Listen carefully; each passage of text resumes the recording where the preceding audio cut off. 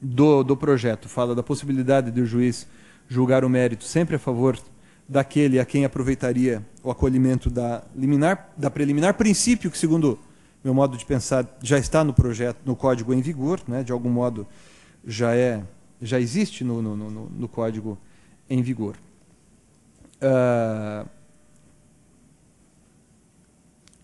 O projeto de Código de Processo Civil também, na parte dedicada à coisa julgada,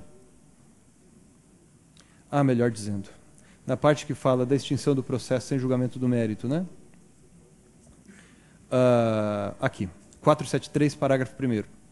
Porque há uma controvérsia muito interessante nos dias de hoje quanto a se saber quais os efeitos da sentença que extingue o processo sem julgamento do mérito por falta de uma das condições da ação. Como mencionei, o projeto não opta por chamar as hoje consideradas condições da ação de condições da ação. No entanto, o projeto opta pelo seguinte: sempre que o juiz extinguir o processo por falta de legitimidade de causa ou por falta de interesse, a propositura daquela ação, que na verdade já não será a mesma, só será possível, só será admitida, né, se a parte corrigir o vício. Na verdade, com esse parágrafo 1º do artigo 473, a extinção do processo sem julgamento do mérito por falta de uma das condições da ação vai produzir efeitos similares aos da coisa julgada, né? No caso de sentença de improcedência do pedido. Eu conheço muita gente que até hoje sustenta que a sentença que extingue o processo por falta de condição da ação não faz coisa julgada. O artigo 478 trata da possibilidade de o juiz proferir sentença líquida, ainda que o pedido seja ilíquido. Essa se tornará a regra. No Código em vigor, isso é regra apenas em alguns procedimentos, né? Por exemplo, em ação de indenização por acidente de trânsito e assim sucessivamente. Né? O projeto optou por outro caminho. E aqui houve inspiração em algumas legislações de fora do país, no seguinte sentido: na ação relativa à obrigação de pagar quantia, ainda que formulado pedido genérico, a sentença definirá desde logo a extensão da obrigação. Né? Salvo quando, na verdade, o juiz vai ter que verificar se incidem no caso concreto uma dessas exceções aqui mencionadas. Primeiro, não for possível determinar de modo definitivo o montante devido.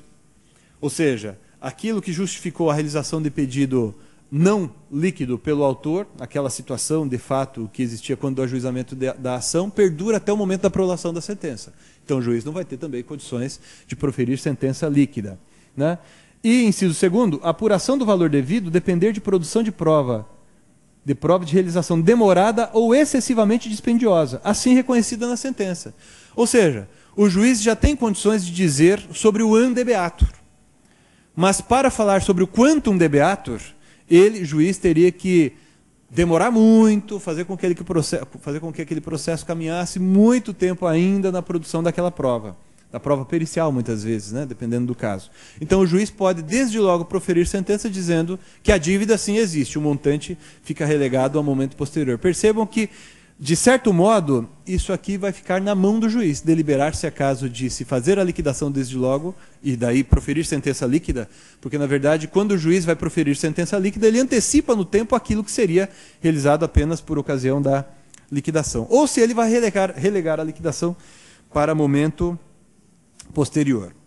O artigo 521 do projeto, em seu parágrafo 2º, e aqui a gente já está mais na parte já de cumprimento e execução de sentença, ele incorpora a técnica mandamental, que eu chamo de técnica mandamental pura. Né?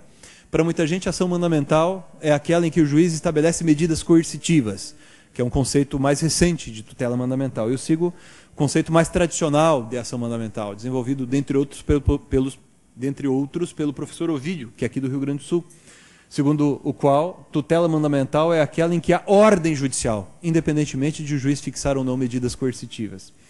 O parágrafo único diz que o descumprimento injustificado da ordem judicial fará o executado incidir nas penas de litigância de má-fé, sem prejuízo de responder por crime de desobediência. Pode dar ensejo ao surgimento do crime de desobediência. Aliás, eu sinceramente penso, e o professor Humberto Teodoro Júnior concorda com isso, né, eu sinceramente penso que não é o caso, não era mesmo o caso de regulamentar essa matéria. Contudo, foram inseridas aqui e ali, eu vou citar dois exemplos, disposições que explicitam temas a respeito dos quais o juiz deve falar de ofício na execução, independentemente de embargos. Um exemplo disso diz respeito à falta de título executivo e de outros requisitos da execução. O parágrafo único do artigo 760 diz que a nulidade de que cuida esse artigo será pronunciada pelo juiz de ofício ou a requerimento da parte, independentemente de embargos à execução. Né? Algo parecido está, eu vou um pouquinho lá para frente, no artigo 873, que é um outro exemplo, né? O 873, parágrafo 4º, que diz que a incorreção da penhora ou da avaliação poderá ser impugnada por simples petição, independentemente de embargos à execução. Na verdade, são temas a respeito dos quais podem já hoje, e a jurisprudência me parece tranquila, né? Podem ser tratados hoje através de exceção de pré-executividade, mas nós recebemos muitas sugestões, eu mesmo li um monte de sugestões, no sentido, alguns inclusive sugeriam que a gente colocasse exceção de pré-executividade, outros objeção de não executividade, e assim por diante, né? E eu disse, eu sugeri, não vamos inserir nome algum, vamos apenas tratar da matéria. Na verdade, o nome da petição que você usa para alegar esse vício no curso da petição é o menos relevante. O artigo 810, e é muito extenso esse artigo 810, eu não vou falar dele com muita demora. O artigo 810 fala da penhora online, né, que é o mecanismo já largamente empregado entre nós. Ele regulamenta um pouco mais a técnica da penhora online, amplia os poderes dos juízes, aqui nesse caso, se bem que eu não sei se vocês juízes, né, aqui presentes, precisam de ampliação de poderes em relação à penhora online. Né?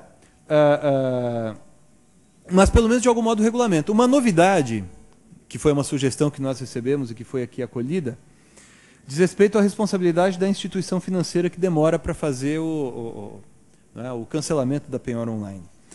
É uma questão complicada essa. Eu tenho conversado com muitos colegas e muita gente diz que essa norma aqui vai cair no vazio, né? Que é muito difícil fazer com que esta regra aqui pegue. Eu tenho que correr que eu já estou falando quase 40 minutos. O artigo 841 do projeto, o artigo 841 do projeto fala do preço vil. Hoje, o código não diz sobre o que é preço vil, né? O projeto opta por considerá-lo, né, no percentual de 50%, ou seja, de 50%, salvo se o juiz estabelecer outro percentual. Né? Há na jurisprudência hoje decisões para todos os gostos, né? 60%, 50%. O projeto optou por esse caminho. O artigo 842 do projeto, ele estabelece que é o juiz quem estabelece as condições em que serão realizadas, ou será realizada, a alienação. Exemplo. Hoje, o Código em vigor estabelece que, em se tratando de arrematação de bem imóvel, o juiz não pode aceitar qualquer garantia, se o imóvel for arrematado de modo parcelado, por exemplo. O juiz só pode aceitar em garantia a hipoteca sobre o mesmo imóvel, sobre o próprio imóvel. Eu não vejo sentido nisso. Né? Eventualmente, o arrematante tem ali uma fiança bancária para oferecer, que é uma garantia que pode ser considerada segura também, eventualmente até de maior liquidez que a própria hipoteca sobre o imóvel arrematado. Mas o juiz da execução que vai estabelecer o preço mínimo, né? Então percebam, o preço mínimo pode não ser de 50% do valor da avaliação. O juiz pode estabelecer um percentual menor, conforme o caso, em atenção às peculiaridades do caso. Né? As condições de pagamento e as garantias que poderão ser prestadas pelo arrematante. Não está aqui nesse contexto, mas a sistemática da execução no projeto acaba com aquela ideia de primeira e segunda asta pública. Né? Primeira asta pública pelo valor da avaliação, segunda asta pública por qualquer valor, desde que o valor não seja considerado vil. Nós já vamos direto para a possibilidade de alienação do bem, ainda que por valor inferior ao valor da avaliação. Né? Isso foi aqui admitido. Bom, tem outras mudanças interessantes em relação à execução, mas eu, para tentar otimizar aqui meu tempo, vou pular para a parte já de recursos, além do que estamos aqui em um tribunal. O artigo 882, tenho certeza de que muitos colegas que me antecederam comentaram a respeito, né, dessa principiologia que trata dessa tentativa, que é algo que descende do princípio da segurança jurídica, tentativa de que os tribunais, ou pelo menos um incentivo para que os tribunais sigam a sua própria jurisprudência e sigam jurisprudência de tribunais superiores.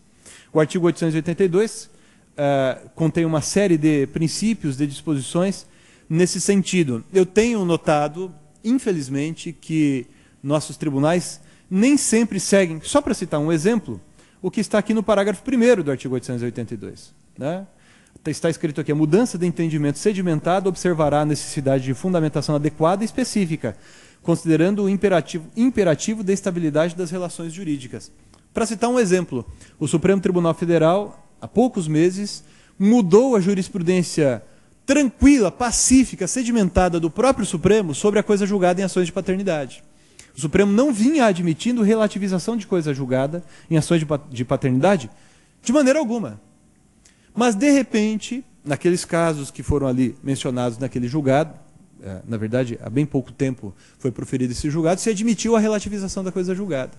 Só que o que me causou estranheza foi o fato de, no voto, ou melhor, nos votos do acórdão, não ter havido menção alguma a nenhum dos precedentes anteriores do Supremo em sentido contrário.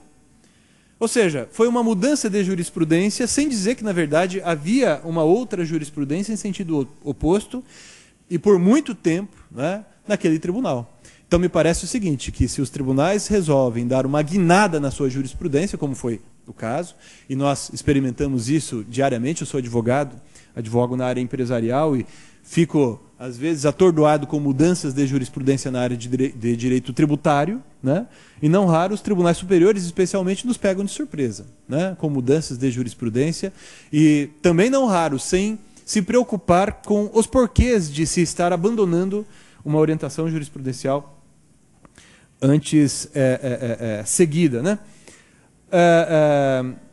Não foi pretensão da comissão. Muita gente lê esse artigo do projeto e diz assim: vocês querem transformar o Brasil em common law, direito brasileiro em common law. Não, não foi essa a pretensão. Nós entendemos, pelo menos eu entendo, que nós temos uma história própria, nós temos que, evidentemente, nos preocupar com a ideia de construção de uma jurisprudência integral, uma jurisprudência mais cuidadosa, por assim dizer, mas me parece que nós devemos estudar como as coisas funcionam lá no sistema de common law, mas nós não vamos seguir aquilo ali à risca, né? Esse é um assunto para um outro tema, isso vai longe. Mas o artigo 882 vela pela segurança jurídica. É o que me parece importante dizer em relação a esse artigo. O artigo 919, que fala da ação rescisória,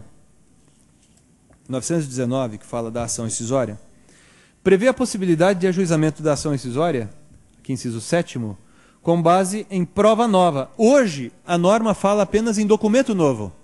O artigo correspondente do Código de Processo Civil fala apenas em documento novo. O projeto adotou a ideia de prova nova. Aqui o projeto resolve o problema de, por exemplo, só agora eu ter condições de produzir o exame de DNA. Né? E daí eu poderia, pelo menos em princípio, pelo menos em tese, realizar um novo exame de DNA e ajuizar agora a ação rescisória, e não nova ação de investigação de paternidade. Né? Uma outra mudança que me parece interessante em relação à ação rescisória diz respeito ao termo inicial desta ação. O artigo 928 caput reduz o prazo da ação rescisória de 2 para 1 ano. Né? Se extingue em 1 ano, contado do trânsito em julgado da decisão, como regra. Mas o parágrafo único estabelece o seguinte, que se fundada a ação rescisória no artigo 919, incisos 1 e 6º, primeira parte, o termo inicial do prazo será computado do trânsito em julgado da sentença penal. Então, por exemplo, uma sentença penal que, no caso do inciso 1º do artigo 919, uma sentença penal que ateste que a sentença foi proferida em prevaricação, concussão ou corrupção de juiz. Eu tenho sustentado, seguindo neste ponto, uma linha doutrinária de uns colegas lá da Espanha que sustentam também isso, que a sentença proferida como produto de corrupção não é sentença, é produto de um crime. O juiz que pratica e profere uma sentença, na verdade, praticando o ato de corrupção, ele está praticando um crime, não proferindo sentença. Ele não está sendo juiz. Nesse caso, o que há, na verdade, é ausência de ânimos judicandi. Ou seja, eu não tenho sentença. Eu tenho um simulacro de sentença. Eu até sustento que isso aqui não faz coisa julgada jamais. Mas o projeto, ele não opta por uma linha doutrinária. Ele quer ser pragmático. E para resolver isso, do ponto de vista da prática, qual foi a opção do projeto? Estabelecer que o prazo para ajuizar a ação rescisória, nesse caso, começa da sentença penal que disser que houve, de fato, corrupção, por exemplo.